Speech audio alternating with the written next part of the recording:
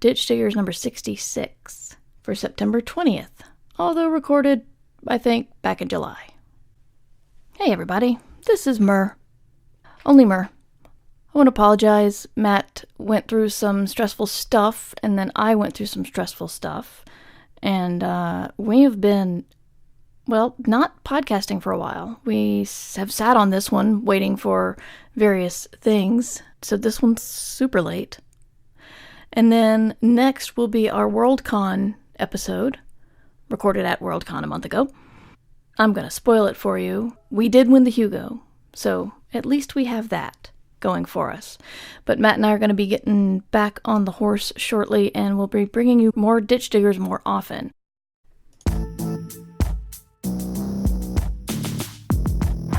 Ditch Diggers appear, and ain't no wannabes here, with some not so nice advice for your writing career. To be clear, no punches will be pulled, but the punch may be spiked. How they like before they get on the mic. To my left we got the mighty Mur Lafferty, and if I piss her off, believe me, she'll come after me. And her co-host Matt Evan Wallace on the right. Yes, she may be half as hype as she can take him in a fight. So settle in, folks, buckle in and boot up. Time to meddle in a way to make your writer shut up. It's hard work, but the perk is that it's fun and exciting. Facebook will still be there when you're done writing. Ditch Diggers!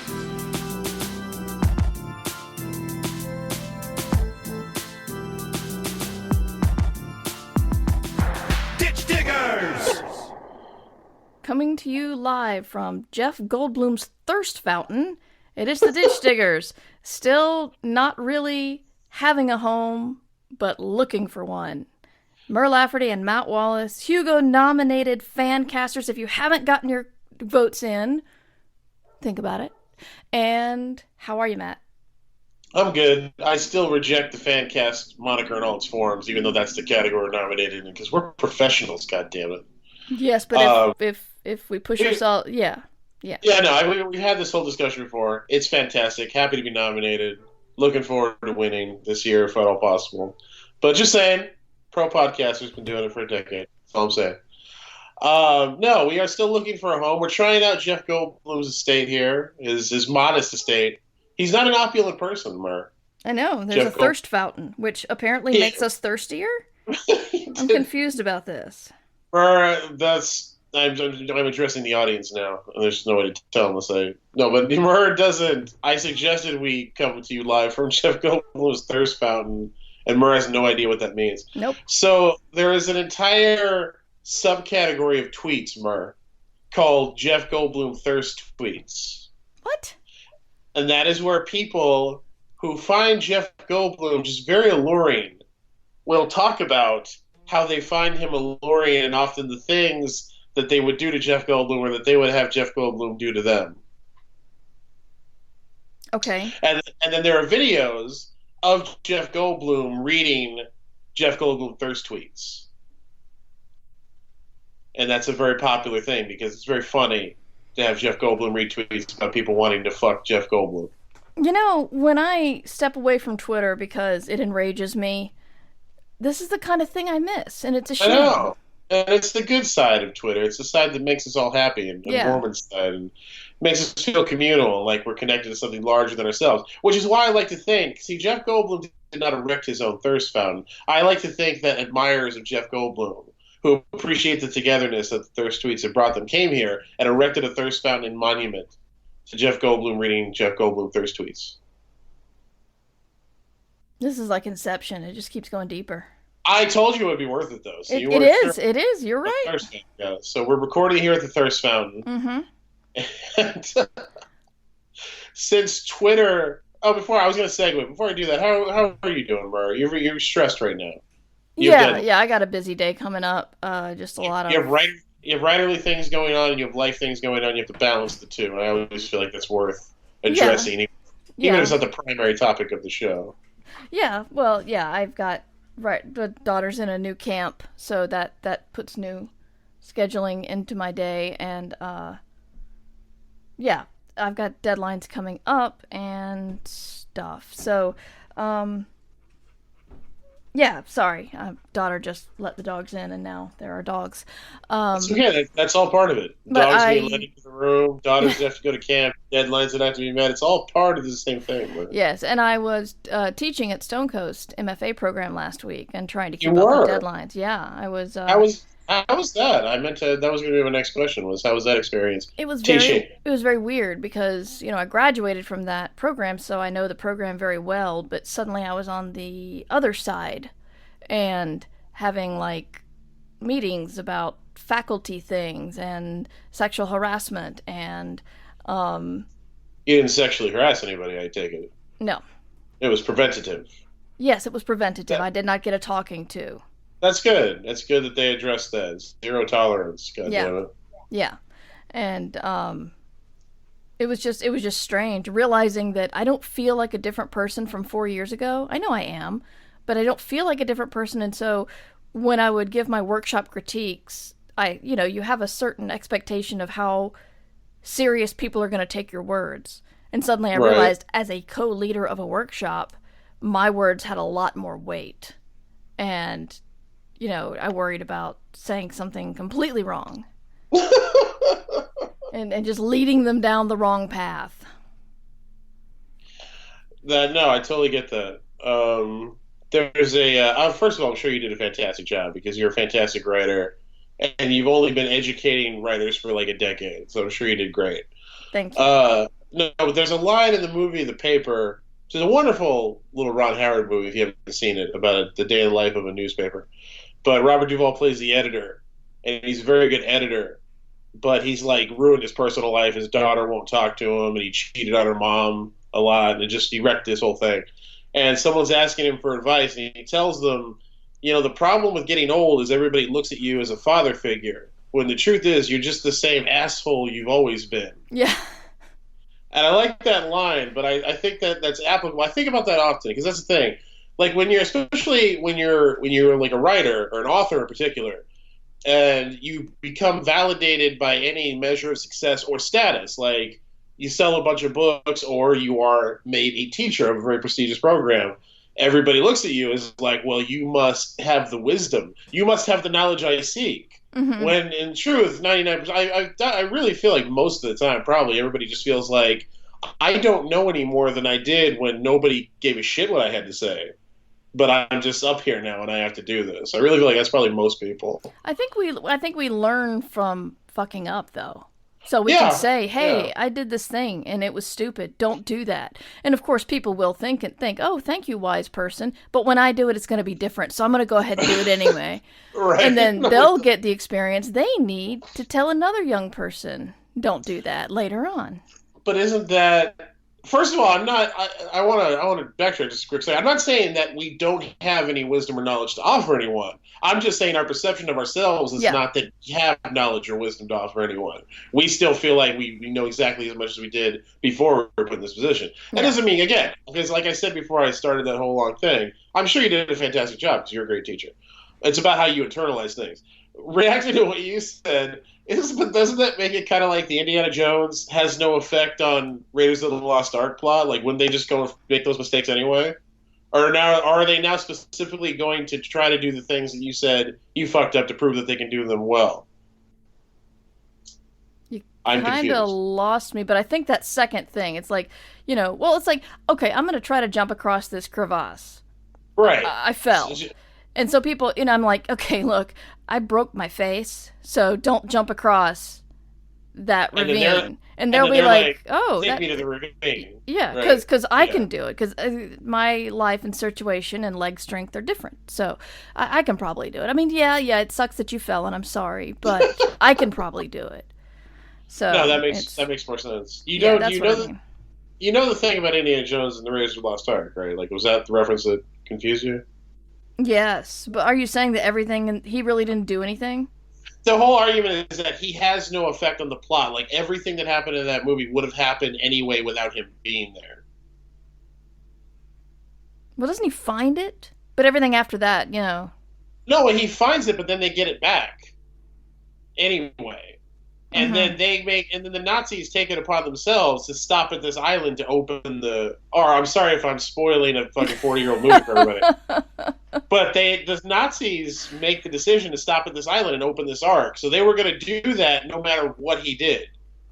And all he had to do was keep his eyes closed? Yeah, all he had to do was not show up. They would have taken the Ark and they would have stopped at the island and they would have all killed themselves when they opened it, and it didn't matter that he was there or not. He had no effect on the actual plot of the movie. Wow. I know that's trippy, right? When it is. Really stop and think, yeah, that's trippy. So anyway, that was the analogy I was using. But you didn't do that thing. You did the other thing, where it's I did the other thing. Don't jump over that ravine, and then your student immediately goes, "I want to find that ravine." Yeah. Yeah. That's interesting. No, and I agree. It's fascinating how it takes fucking up to really teach most people. Yeah. Especially writers, who I have nothing but contempt for. Not you guys and girls and non-binary folks listening to us. I love you. I'm talking about those other writers. Those other assholes. The ones who don't listen. See, I've gotten better, Mer. It's been like 5 years ago, I just would have said I loathe all writers and just left it there, but I've learned how to market now. Because I'm a professional marketer. I don't know if you knew that or not. I did not know that, but we need to get talking about our thing. What are we talking about? We do. Yes, I was going to segue, but I just wanted to catch up a little bit and find out how everything... And, I want to talk about Stone Coast. It's a very cool thing that you did. Oh, but yeah. No, go ahead. Oh, I was going to ask how you were because I realized I did not throw the conversational ball back, and I was rude. I'm fine. I just it's interesting. One of my big things I'm doing, because as I said, I wasn't joking about the marketing thing. If you have not heard our previous episodes where I talked about this, in January I took a full-time position as a marketing writer for a big international fancy agency.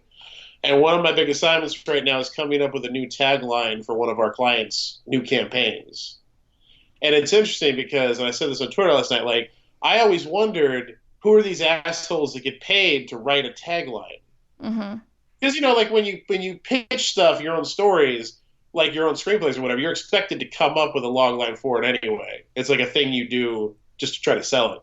So I was like, who are these people getting paid to write one sentence? Who are these assholes? And it turns out I'm the answer to that question. I'm the asshole that gets paid to do that. So it's interesting to come full circle on that particular issue.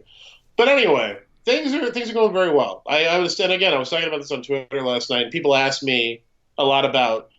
follow me ask me a lot about the day job thing because I was freelance for so many years. And they asked me how I balance this with my fiction writing and do I regret taking the job? And I don't know how to answer the first question because I'm still working on it, but I can emphatically say I don't regret taking the job.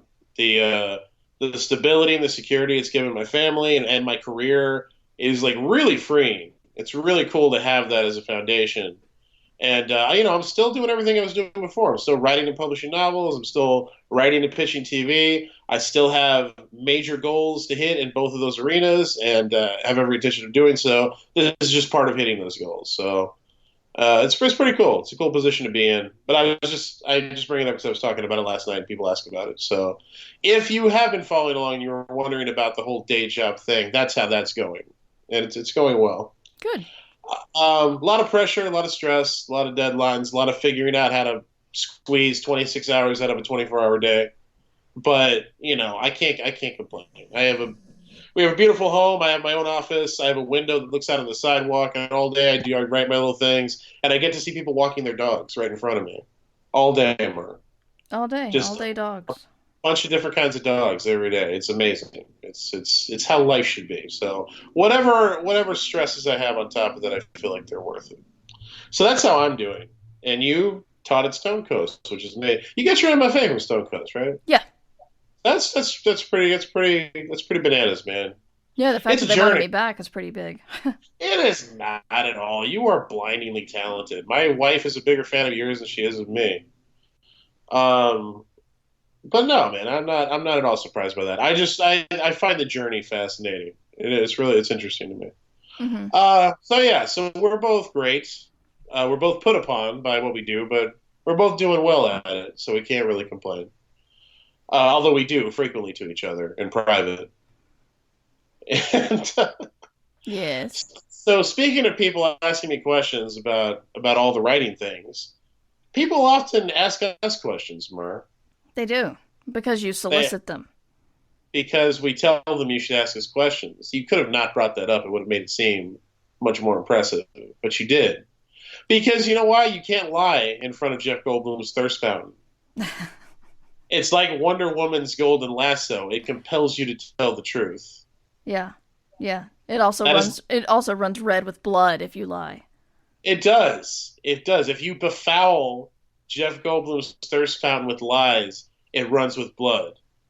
And that should be the T-shirt for this episode. Jeff Goldblum's thirst fountain runs with blood?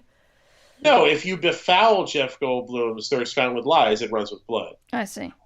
It'd be a little wordy, but it'd be worth is. it. Anyway, so people ask us questions because we solicit them.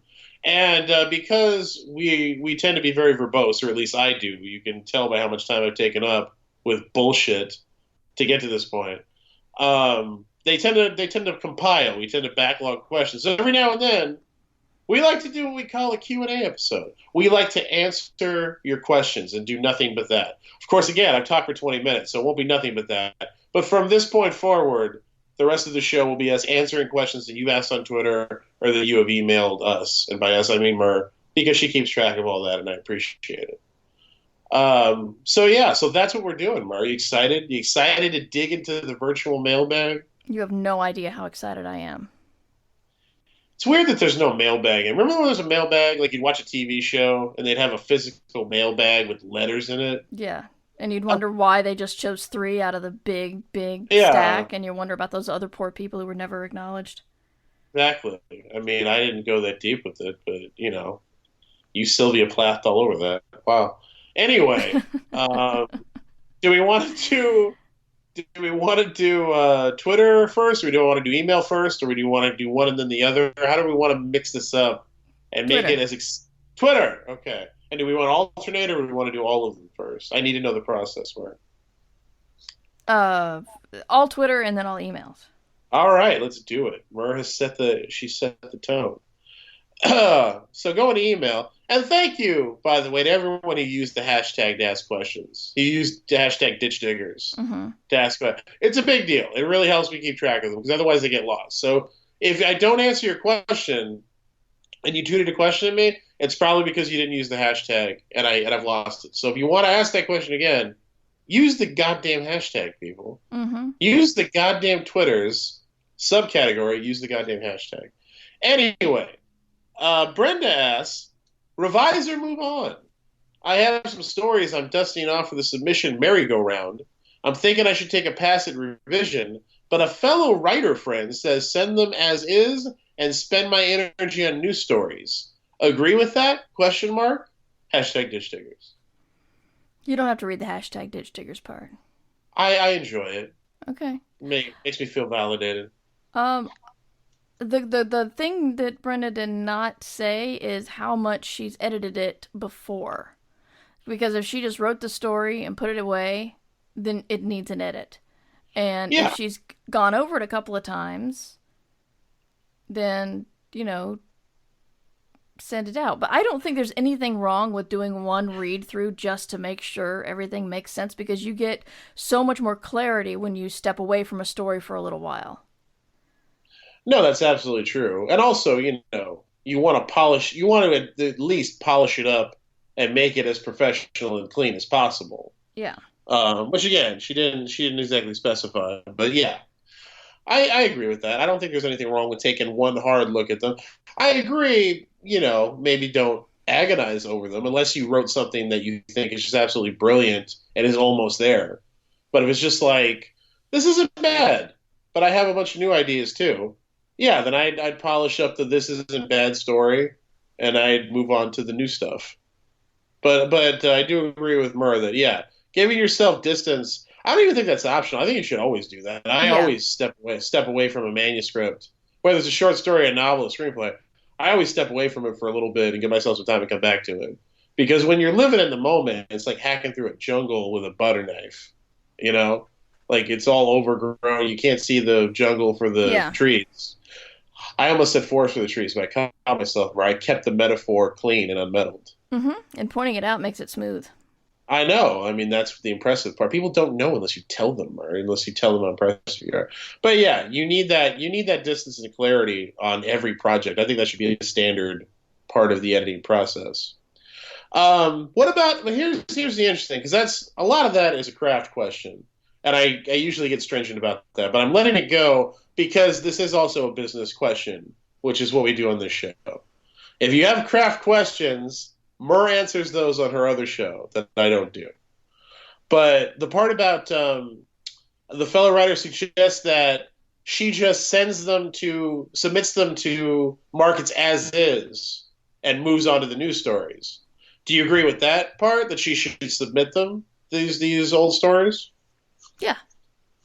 Yeah, I don't think you can cause your career harm if you self-publish crap, but if you send crap out and get rejected, then you've just learned something, if you pay attention. But, you tried to jump the ravine, then Mur tried to jump and broke her face, and you also broke your face, and you learned that you can't jump farther than Mur Lafferty. Not quite what I was going for. I'm just saying you shouldn't self-reject. Get it out of the drawer, physically or metaphorically. Give it a once-over read. Fix anything that is glaringly terrible, and then send it out. Fair enough. That's what I say. That's what you say? Yep. All right. Moving on. Oh, I guess this is kind of... Neil Toddley asks, start a new story or edit the one I finished on Monday? I think that's similar to what we were just talking about. It is similar, although not the same. This one brushes right past the editing. Like, Neil, you got to edit this. You got to edit your story, man. Like, yeah. You finished it. You didn't edit it. It's not finished. Again, this is a craft question, but it also goes to professionalism when sending stuff out. So I'm letting the shit go. But don't push it, people. No, man, like, just as a general You haven't made it terribly clear in the past couple of episodes. I have made it clear repeatedly on there. I've ranted about this. Maybe not recently. I haven't. It's the recent thing. You never know when people have started listening. In fairness to Neil, who is good people, he did put "I should be writing" hashtag along with the Ditch Diggers hashtag. Well, there you go. So Neil, you get a pass on this one. I'm not talking to you. I'm talking to everyone else. But yeah, Neil, if you haven't edited the story is not finished. Editing is part of finishing the story. Yeah. You just have a first draft, and that's useless. First drafts are useless. I'm gonna make a T-shirt that says that. They're not useless. They are an integral step, but they're not the end. Well, but a first draft unto itself is like building 5 steps in a 10-step staircase and saying you're done. You're not. And 5 steps when you need 10 are useless. Unless you can jump really far, like Mur, even though she cleared that ravine and she broke her face, and you will too. I'm going to keep bringing it back because it amuses me. Really glad you're doing that. So all right, so that's I think that's pretty definitive. Unless you want to add anything more. No, just remember that it's good to take a step away. So maybe if you want to start something new, you can step away from your story, start something new, but know that you're going to have to go back before, as Matt says, it's finished. Goddamn right, because I said so. Okay, we have a question from my very good friend John Schieffer, writer-director of the film Algorithm, which I worked on, helped him out with, and I'm very proud of. John asks, I suppose this is a Ditch Diggers question, but what are some examples of those resources, advantages, other than screen credit? Oh, this is responding to something I said, so this needs context. Mm-hmm. I apologize. So Jonathan originally tweeted at, we're going to go back a bit, but he said it's a Ditch Diggers question, so it'll be worth it. So John tweeted at me, after seeing the quality of your self-published novellas, that's very sweet, which were amazing in every respect. Oh, John, you're killing me with kindness. After seeing the quality of your self-published novellas, I feel a publisher's only job is quality arbitration. Beyond that, they seem to serve no function several freelancers couldn't do just as well. To which I responded, while that too often seems to be the case, skilled, experienced publishing professionals are / can be an invaluable resource and advantage. It's the corporate publishing structure and general industry complacency that are among the major impediments to commercial success and fair pay, in my opinion. That's what I said to him. Is this making sense so far, Mur? Yeah, I'm with you.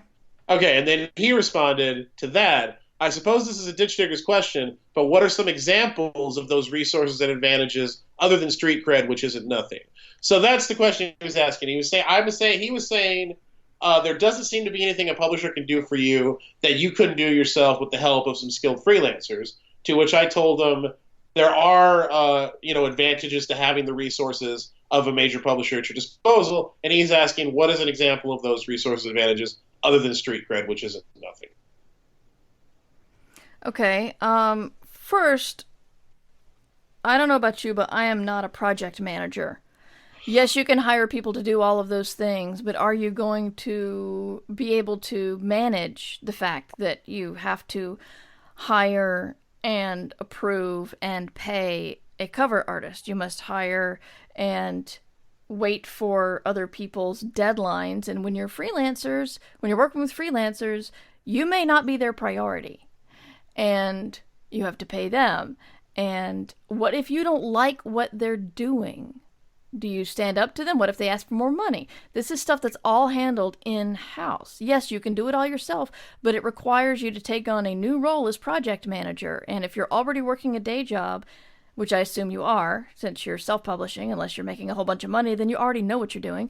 So we'll go back to working a day job.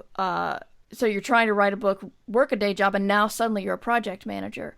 Are you going to hire a graphic designer and a cover artist? Because you kind of need both of those. You can have the best art in the world, but if you don't have good typography and good placement on your cover, it's going to look like shit. And I am somebody who's so not artistically minded that I can spot a bad self-published cover, but I can't tell you why. Actually, I had a friend who's a graphic artist who explained it to me. He explained various drop shadow and placement and size and all sorts of stuff about why a certain cover didn't work. So I learned a lot, but it was basically like I saw it and I saw it was crap, and I wasn't sure why it was crap, but I knew it was crap. And so you need to have somebody, not only a good illustrator, but somebody who's also good at basic cover design and typography and all that. It's just a lot more stuff to juggle. And also you get reviewed in professional journals.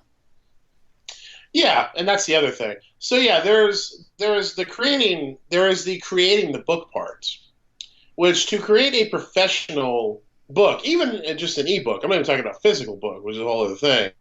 Just to create a professional ebook, if you're going to do it right, and there's such a glutton of self-published stuff that is not done right that is crap, and that's where it gets such a bad rap from. There are plenty of people doing it professionally and doing it well, but to do that is very hard. Like Merce said, it requires a team of people. Even, and Jonathan acknowledged that in his question. Nothing that a team of freelancers couldn't do themselves. But again, managing all that, and I've done it. I started out when I got back into publishing. I started out doing my own novella series and my own short stories, and between the editing and the cover design and the typography and all this different stuff, it was an incredibly complicated and not uncostly process to get done, and it's a lot to manage. So just to create the book, you don't have to worry about any of that. It streamlines the process immensely. Then you get to selling the book, and that's a whole other can of worms. Unless you are an established author with really established in some field, and you have really big platforms to promote something. Self-promoting a book is very hard. Yeah. And being with a publisher immediately gives you a leg up on that. Because, as Mer said, your book will automatically get reviewed in larger venues. It'll get talked about in larger venues. It'll get hopefully put in stores. That's the whole. Yeah. That's something that's a case-by-case basis on how good a placement and how broad a distribution you get. But it'll get put in stores where people can see it and buy it. When I signed the book deal that I signed with Saga a couple of months ago, there was a big splashy announcement on the Barnes & Noble Sci-Fi blog with an interview with me announcing that I had this deal.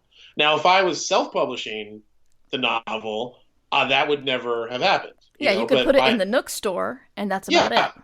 I can put it in the Nook store, but Barnes & Noble Sci-Fi blog is not going to put me on the front page with my picture and a big splashy headline. That happened because, for one, Barnes & Noble is very, very supportive of my work that has been published previously with a publisher, so that helped. And also my new editor, Naga Wolf, she went to them and said, we've just signed Matt Wallace this big book deal. Would you guys like to do something? And they were like, absolutely, we'll do a big story on it. So awesome. It gives you those promotional avenues that'll not be open to you otherwise. And, I'm not in any way knocking self-publishing because I've done it. You can be very successful with it. I do believe, and I talked about this on my blog yesterday, and I actually was talking about this with Jonathan, which is funny, but this question he asked from a while back. I absolutely believe in the idea that creators need to cut out the middle people in these industries. I really do. I think it's gotten to a place where one of the only ways to really seek fair pay and equal pay across the board for everybody and make a living doing this stuff if you're not a huge, blockbuster bestseller is to really cut out the middle people and go directly to the consumer. I believe in that idea. The infrastructure for it isn't there yet. It's still just that idea. And there are some people who've done very well with it, but the majority of people struggle mightily with the author publishing thing. So, and in the past, I've generally said I believe in doing both. I believe in pursuing all avenues. When you're a freelancer, you want to diversify your revenue streams and your channels as much as possible. So I am all about doing the traditional publishing and the author publishing, and owning your own stuff, but also exploiting traditional publishing for as much as you can get out of it. But those are some of the many advantages of being with a major publisher. Is you get higher profile, which helps you sell more books. Now, I don't want to go on too far with this, but I do want to caveat that by saying there are going to be times when you are frustrated with the marketing of your book with a major publisher. Marketing books has become a very difficult thing to do for myriad reasons. And although there are many talented people in book marketing, people who are very enthusiastic and try very hard, particularly in science fiction and fantasy and genre fiction, it's very hard for them to go out and market those books because they don't always have access to the bigger channels that you would like to see your books get in, even though they work for major publishers.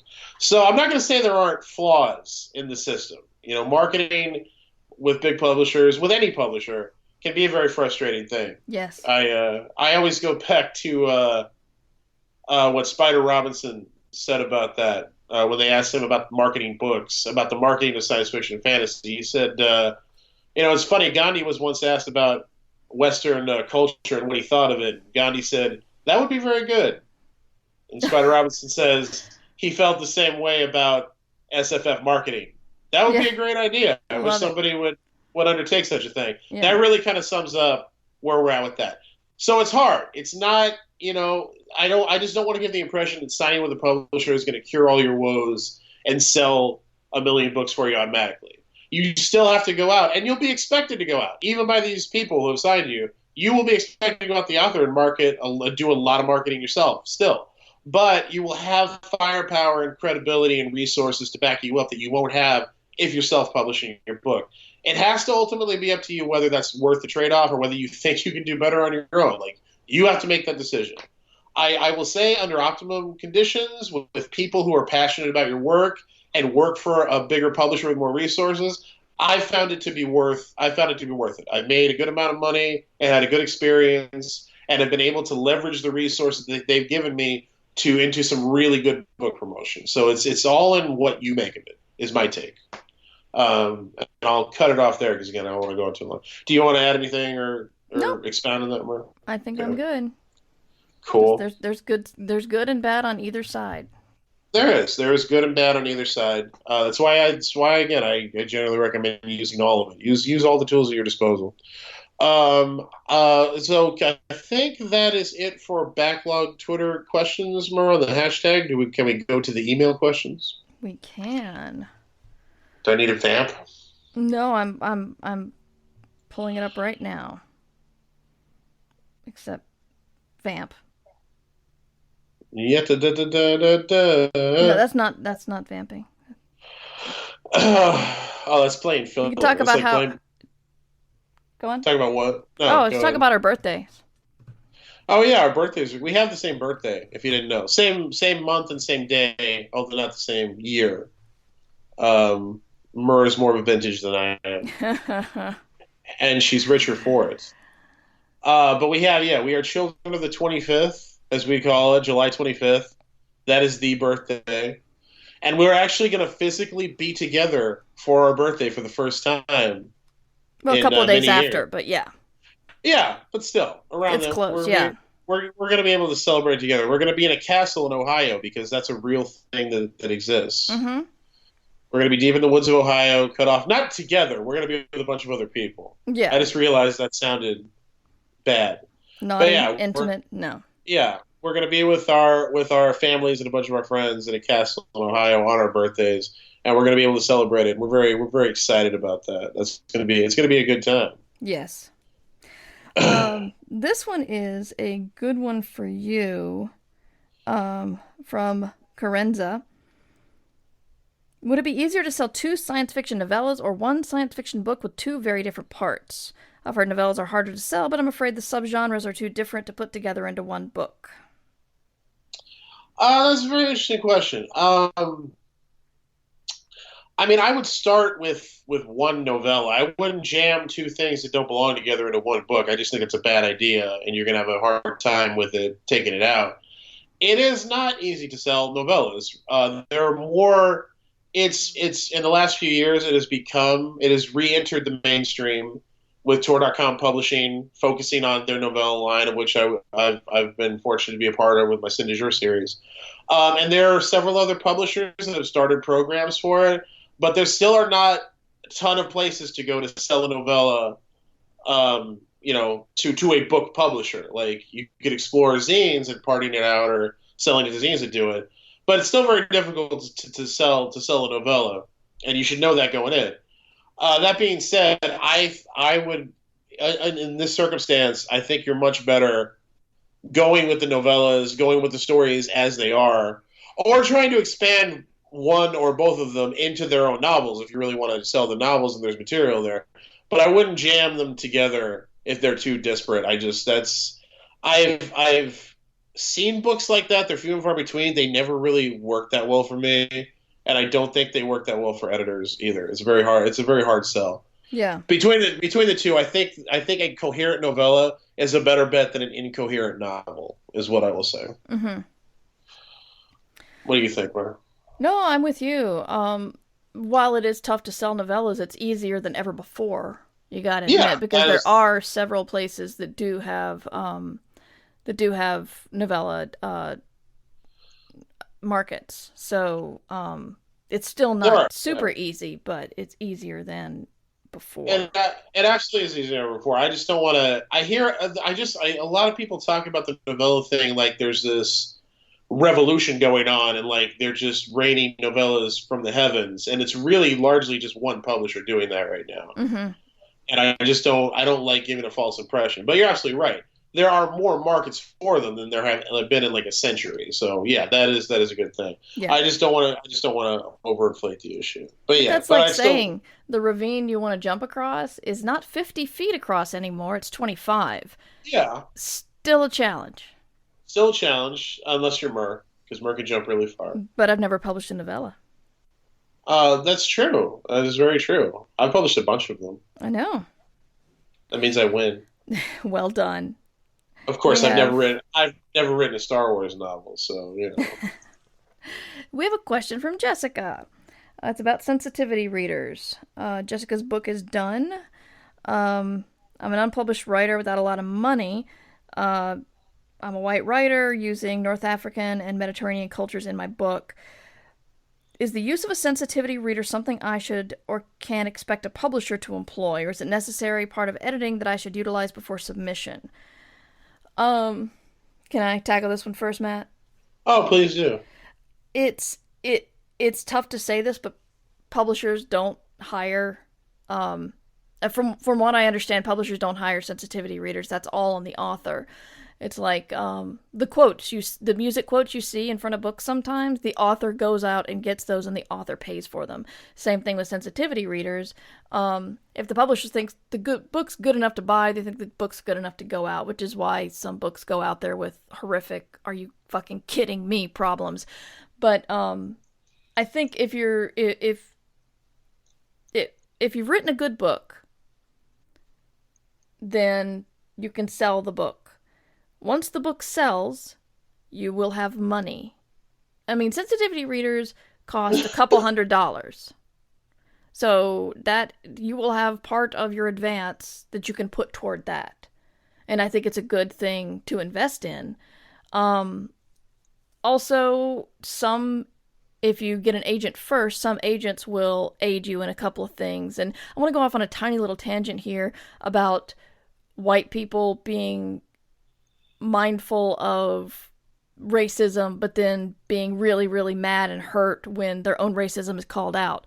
Because I try very hard to be an ally, and because of unconscious bias, I still fuck up. And my agent catches it, and I'm so grateful for her. She's like, I'm not thrilled with what you did with this character. And I'm like, oh, fuck, you're right. Oh, my God, thank you for catching that before it went out. So it's like, your unconscious bias may just color the manuscript. So, some people get sensitivity readers with the hopes that they'll tell them, no, this is fine, and then get mad when they're actually things pointed out that they need to fix. But if you actually want to use a sensitivity reader and you think it would be useful and you can't pay for it now, I would suggest having an agent look at the book, and if they think it's worth selling, you can do a sensitivity read between the sale of the book and the publishing of the book. I'm done. No, that was very good. I don't disagree with any of that. I will add that it is becoming slowly more prevalent for publishers to hire sensitivity reader. It's kind of like novellas. It's not like there yet. It's not standard, but it is more prevalent than it's ever been before. My deal actually includes a sensitivity editor for my new books that the publisher is going to pay for.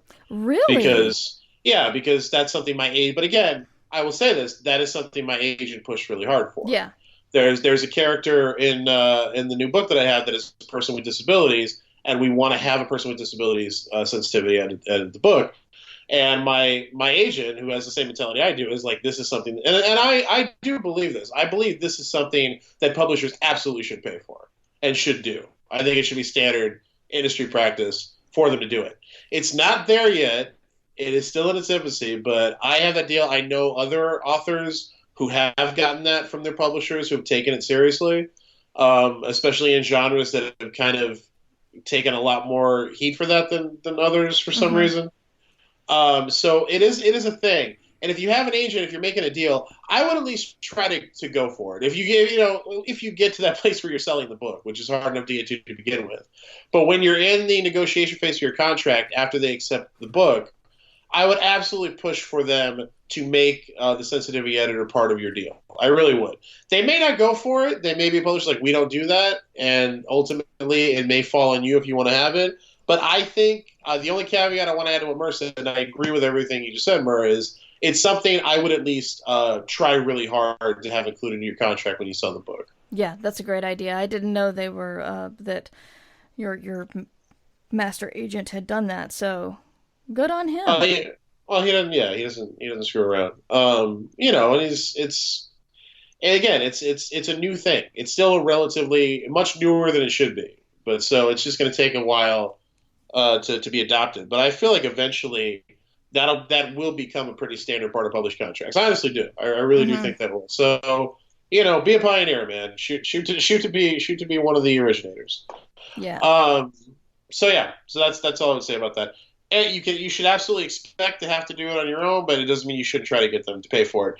The only other thing I will add is obviously either way it goes, you should get it done. Yeah. Because you want the book to be as good as possible. You want it to be authentic as possible. You don't want to piss anybody off or hurt anybody. It's good for all the things. So, and it's a good question, Jessica. Thank you for asking it. Do we have more email questions? We have a short one that's not going to take a lot of work to answer.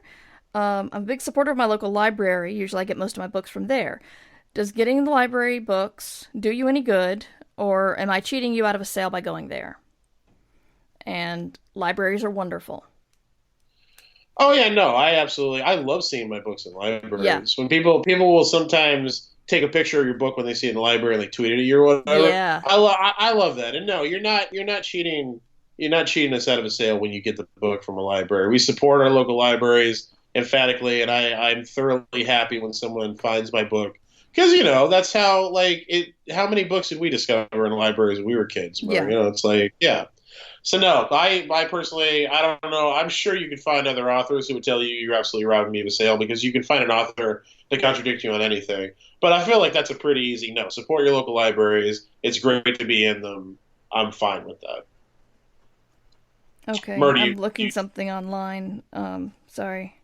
No, that's okay. Do you agree? You agree with that assessment? Yeah, definitely. It's if you've got somebody who supports their local library and finds your book and loves your book, they might be liable to buy the next book. Or Yes. they might think, I'm going to buy this for my mother for her birthday.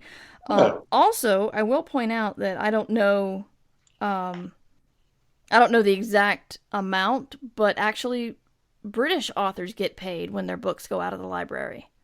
I do. I've heard that. Yeah, I they get paid a little bit. So it's just speaking only from the U.S. I'm looking this up. Okay, I can't find it easily. It was I seem to have it in my mind that libraries actually pay more for books, but I'm not sure if that's accurate. So might have to look that up some other time.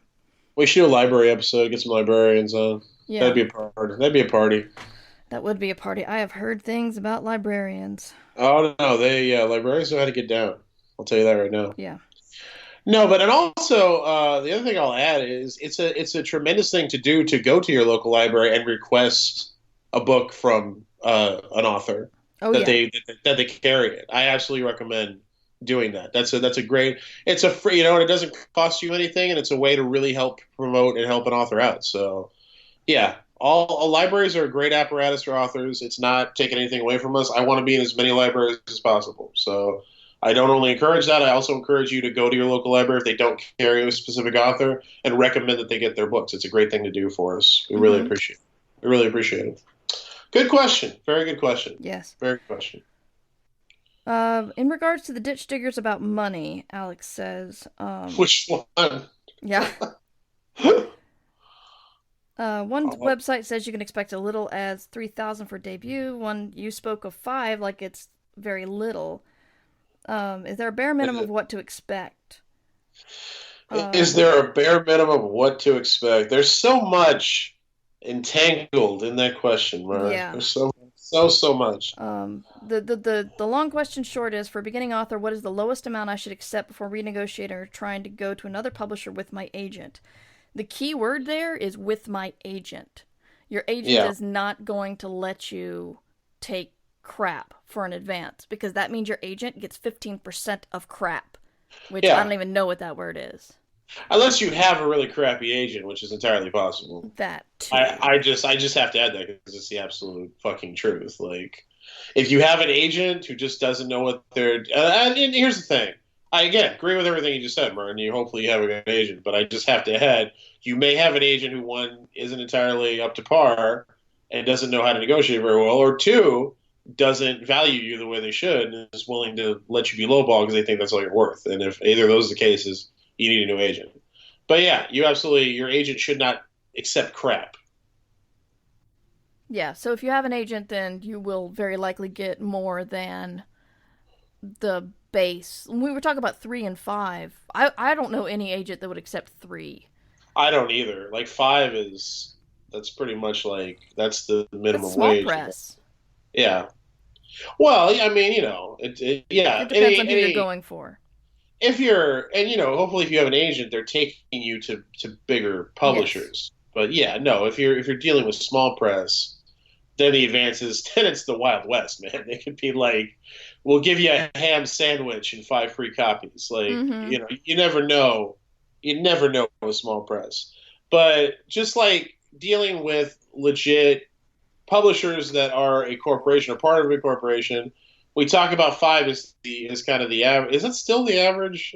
Is that still what we're going with? I don't know. I think we should probably look up some of the questionnaires people have done. I think. Yeah, back in our day, that was that was what the prevailing average was for a first novel from an unknown quantity.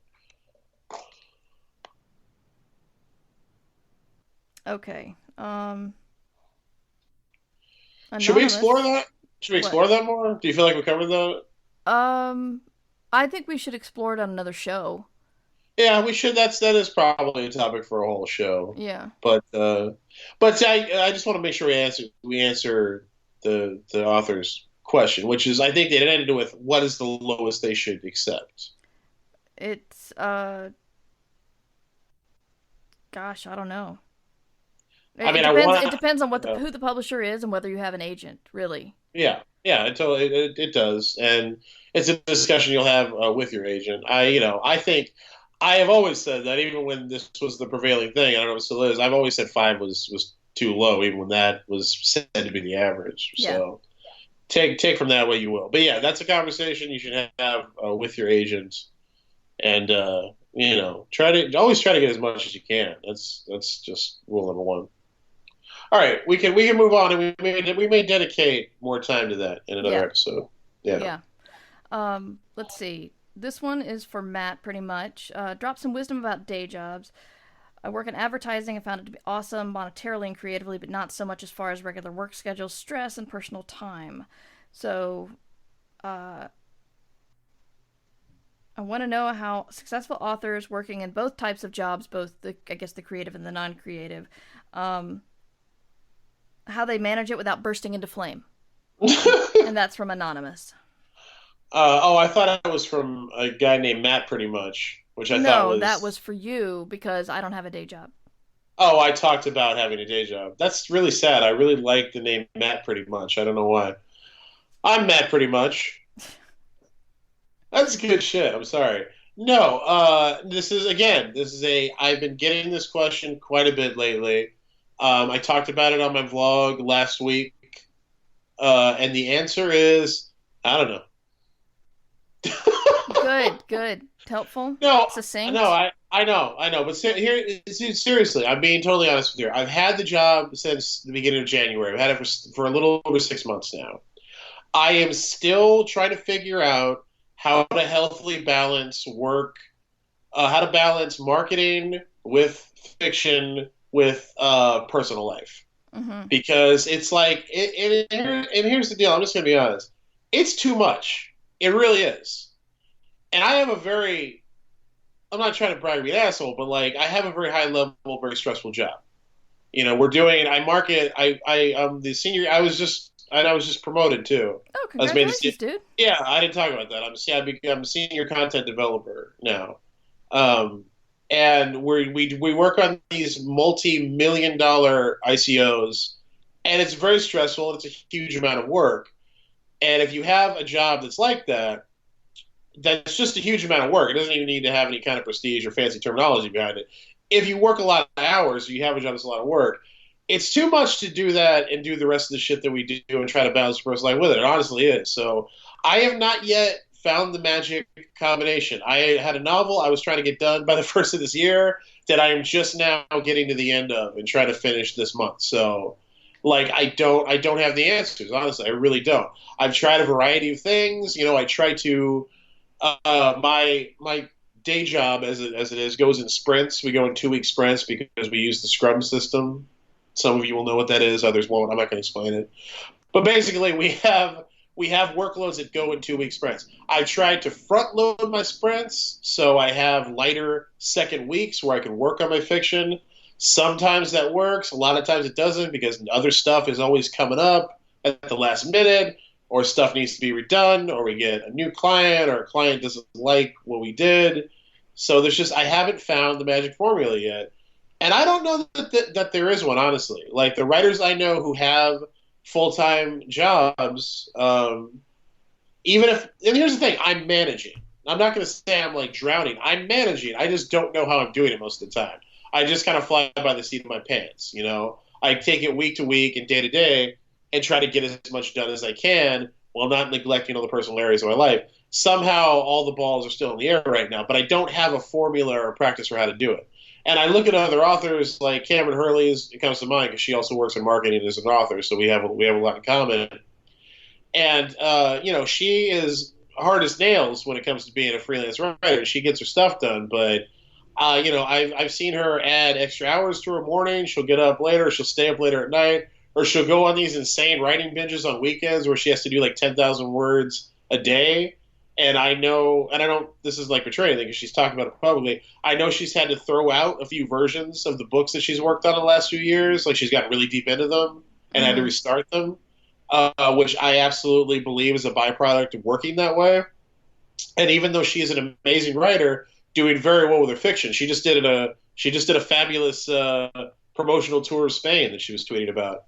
And she has a book out yesterday. And she has a book out, the book that just came out, Apocalypse Nyx, which I bought already. I haven't had a chance to read it yet, but I love her stuff. Cameron's fantastically talented, writes great books, is having success with them, but I think she suffers from the same thing we all do, which is trying to balance all that shit and make it work, So I don't know that there's a formula. I wish I could give people better advice, but I just feel like it would be dishonest for me to do so because the most honest thing I can say is I haven't figured out a system yet. I haven't. I'm making it all work day to day, and that may be the system. I don't know. So I wish I had a better answer for you.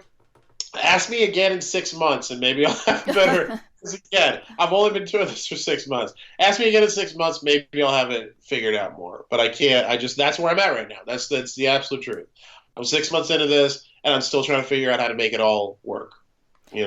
Yeah, for me, I manage a lot of freelance projects. I don't have a day job, but the metaphor I always think of is spinning plates because I work really hard to get one plate spinning and all the others start wobbling, and then I run to another one and then get that spinning, and then all the others are wobbling more, and the first one I started is starting to wobble, and then I just have to run around and find out which one's wobbling the worst and get that one spinning, and it does not feel like a very effective or efficient way to work, but that's how it happens, how it ends up. Hashtag wobbly plates. Hashtag wobbly plates. Unfortunately, we're going to have to go because, as I said, I've got a tight day. If you want to see Matt's brilliant show notes, you can go to merverse.com and see this on the blog. You can subscribe to us in most major podcast thingies. What are they called? We used to call them podcatchers back in the day. Aggregators? I don't know. Yeah. And I'm on Twitter intermittently as Mighty Mur, and you can email me any Ditch Diggers questions, putting Ditch Diggers in the subject line, please, at mightymur@gmail.com. And or tweet them at either of us with the hashtag Ditch Diggers. Yes. Or Ditch Diggers, not DitchDiggers.com, hashtag Ditch Diggers. Yes. My books include Six Wakes, which is up for the Hugo. If you're a Hugo voter, please consider it. You have until July 31st to make your decision. And I Should Be Writing, which is based on my other podcast. And you can pre-order Solo right now, which comes out in September. Still can't get over the fact that you wrote that. That's so insanely cool. I still can't get over it either. It's breaking my head, man. Mur wrote Solo. Star Wars, people. Do you understand? Do you get it? It's amazing. That's all good stuff, Mur. You can find me on Twitter at Matt F. Wallace. And I do a weekly vlog, Mur. Did you know that? Did I mention it enough during this episode? I did know. It's on my YouTube channel. The channel is called Angry Writer, and I do my Writer's Room vlog every Tuesday. And occasionally I'll do unboxings or videos with my wife or other fun stuff. But yeah, I'd really appreciate if you go check that out. Consider subscribing. And if you do subscribe, remember to hit the bell so you're notified when I post new videos. That's increasingly important. I've come into YouTube at a weird time. But yeah, please do go check out my Writer's Room vlog on my Angry Writer channel. I've also just concluded, as previously mentioned, my Sin de Jour novella series. The final book, Taste of Wrath, came out in April. There are 7 books in total. It is prime for binge reading right now. You can go back if you're not hip to the series and start with Enemy of Angels, book 1, and just consume all 7 of them. It's a really great story. I'm really proud of it. My other novella, Rentcore, Life in Grove City, is out there in print and for the Kindle on Amazon. That's from Parts Unknown Publishing. luchadors, buddy cops, mummies, bacon wrapped hot dogs, all kinds of fun stuff in that one. And yeah, I believe those are all the things. I echo Murr. Please do. Oh, Murr mentioned the novel that is you're nominated for so many fucking Hugos this year, Murr, that I forgot. We are nominated separately. You mentioned the novel nomination. Ditch Diggers is also nominated for Best Fan Cast Hugo. I mentioned that at the very beginning. You did mention that. I'm not accusing you. I'm just saying. Okay. In my head, you had already talked about the Hugos in the outro, and then I remembered. Oh yeah, you're nominated for like 50 of them, so you didn't have time. So yeah, vote for Murr for Best Novella, and vote for us for Best Fan Cast for Ditch Diggers. And what's the other Hugo? You're literally nominated for 3 Hugos. What's the other one you're nominated for? That was novel, not novella, and nominated. No, you said novella. Oh, I'm sorry. It's all right. The podcast magazine that I co-edit, Escape Pod, is nominated for Best Semi-Prozine. It's an insane year. You have it's basically been a year of the world's on fire, and yet personally and professionally, my life is just gobsmacking amazing, and it's a very strange thing, but I try to be very grateful and not crow about it too much. But yes, since we do have 2 weeks left, I am saying I am up for 3 Hugos, and if you like the work I do, consider me. Consider Murr. Hashtag consider Murr. I'm not going to go as brave enough to say vote for me. Just consider. I feel like Andy Bernard on The Office. Go for the mediocre one. The Mard dog. The Murr dog. No. Anyway, none of that works. No. Vote for Murr. I'll say it. I have no issue. Vote for Murr for all those things, but especially vote for us for Best Fan Cast because I get a rocket too if we win that. Yes. So yeah, those are all the things, Murr. Those are all the things, and we'll see you next week, hopefully, if we do this thing again. We need to do a 30-minute ditch at some point. We'll work on that. We will. All right. Jodie Foster, look out. We're coming. You can support us at patreon.com/mightymurr. Ditch Diggers! Theme song by Devo Spice. DevoSpice.com.